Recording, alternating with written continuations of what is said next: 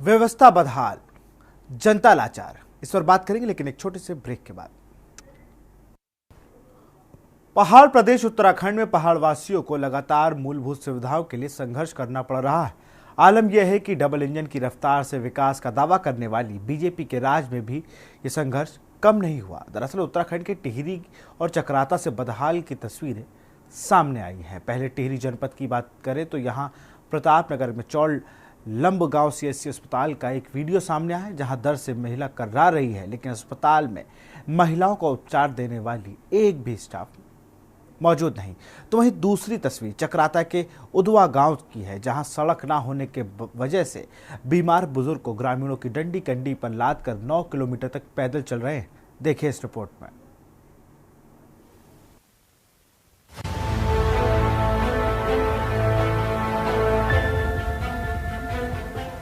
देवभूमि उत्तराखंड में मूलभूत सुविधाओं के लिए लोगों की परेशानी कम होने का नाम नहीं ले रही है।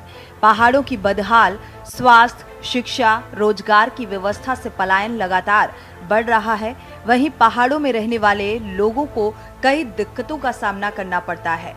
ऐसा ही कुछ उत्तराखंड के टिहरी और चकराता में देखने को मिला, जहां टिहरी के प्रतापनगर में चौड़ लंब गांव सीएचसी अस्पताल का एक वीडियो सामने आया, जहां दर्द से एक महिला कराह रही है, लेकिन अस्पताल में महिला को उपचार देने वाला एक भी स्टाफ मौजूद नहीं है। पीड़िता के तीमारदार ने वीडियो बनाकर बेहतर स्वास्थ्य सुविधाओं की पोल खोल दी है।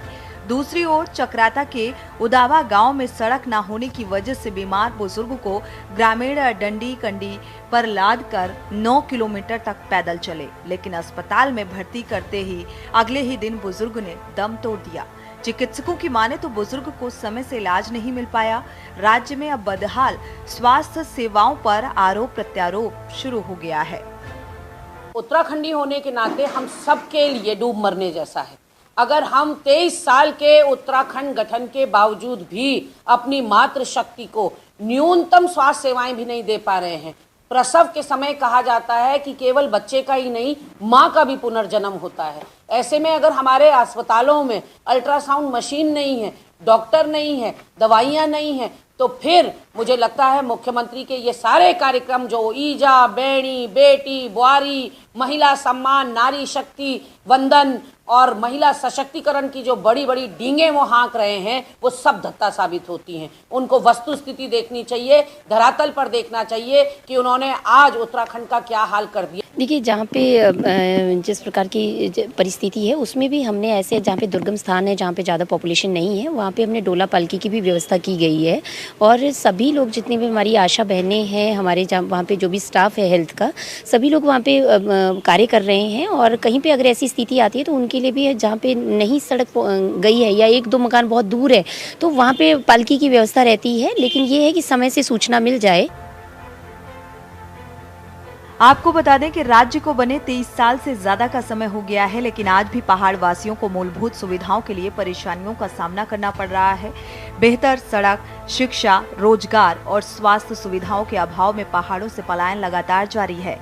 पलायन आयोग की रिपोर्ट की माने तो उत्तराखंड में हर रोज औसतन 230 लोग पहाड़ से पलायन कर रहे हैं, जबकि 2018 से पहले तक ये आंकड़ा 138 था। रिपोर्ट के मुताबिक उत्तराखंड में वर्ष 2008 से 2018 के बीच कुल 5,02,717 लोगों ने पलायन किया, जबकि पलायन आयोग के गठन के बाद 2018 से 2022 के बीच बीते 4 वर्षों में ही ये आंकड़ा करीब 3,35,841 पहुंच गया है।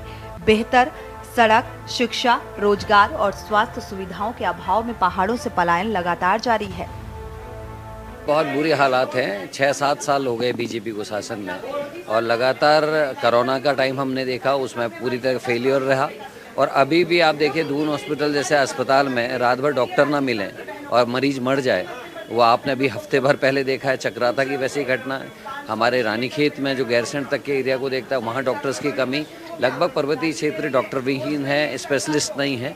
और उत्तराखंड की जो स्वास्थ्य की हालात है वो बहुत ख़राब है और दिन प्रतिदिन बदतर हो रही है। देखिए, आज जो राज्य का गठन है उसको 23 वर्ष पूर्ण हो चुके हैं, 24वां वर्ष अब शुरू होता है। आप ये बताइए, 22 से 23 वर्ष में जब राज्य बना था तो उस समय में एक पलायन की नीति बनी थी, पलायन आयोग बना था। उसको लेकर के अभी तक जो भी सरकार रही हो, चाहे पूर्व की सरकार रही हो, चाहे वर्तमान सरकार रही हो, उन्होंने कोई ठोस नीति तैयार नहीं की। और पलायन होने का मेन मकसद है, जैसे कि मैंने बताया कि वहाँ पर रोजगार की सुविधाएं नहीं है। मूलभूत सुविधाएं अगर मुझे उपलब्ध होंगी तो मैं क्यों पलायन करूँगा। कुल मिलाकर राज्य गठन के 23 साल बाद भी पहाड़ वासियों को मूलभूत सुविधाओं के लिए दिक्कतों का सामना करना पड़ रहा है। ये चिंता की बात है कि मौजूदा डबल इंजन की सरकार में भी लोग बेहतर सड़क, शिक्षा, स्वास्थ्य और रोजगार के लिए पहाड़ों से पलायन कर रहे हैं। हालांकि इस बात में भी कोई दो राय नहीं कि पहाड़ों की भौगोलिक स्थिति कठिन है और ऐसे में देखना होगा कि आखिर कब तक पहाड़ वासियों की समस्याओं का समाधान सरकार कर पाती है। Uttarakhand desk report.